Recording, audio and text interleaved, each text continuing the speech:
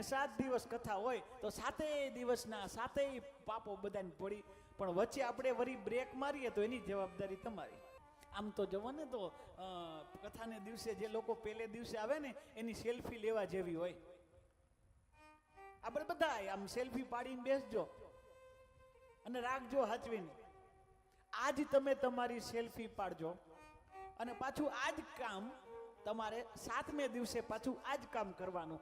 પૂર્ણાહુતિ થાય ને ત્યારે એક સેલ્ફી લેજો. હું ચેલેન્જ મારીને કહું છું કે 2 સેલ્ફીમાં ફેર હશે.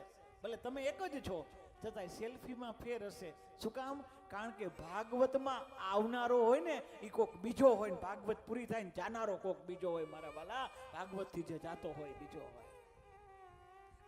પરિવર્તન લઈ આવે અને પરિવર્તન એ વક્તા નો લઈ આવે, પરિવર્તન ભાગવતજી લઈ આવે. ભાગવતનું સામર્થ્ય એવું છે, કોઈ વક્તાનું કોઈ સામર્થ્ય નથી. ભાગવતજી ખુદમાં એવું સામર્થ્ય આવીને બેહી જાય પલોઠી વાળી, પછી એના ચેન્જ બદલાવાની જવાબદારી ભાગવતજીની છે. ચાહે જ્ઞાની બેહે, અજ્ઞાની બેહે, અરે પુરુષ બેહે, સ્ત્રી બેહે, કોઈ પણ પાખંડી બેહે કે પરમહંસ બેહે, મારા વાલા, એનામાં પરિવર્તન લાવવાની જવાબદારી ભાગવતની છે.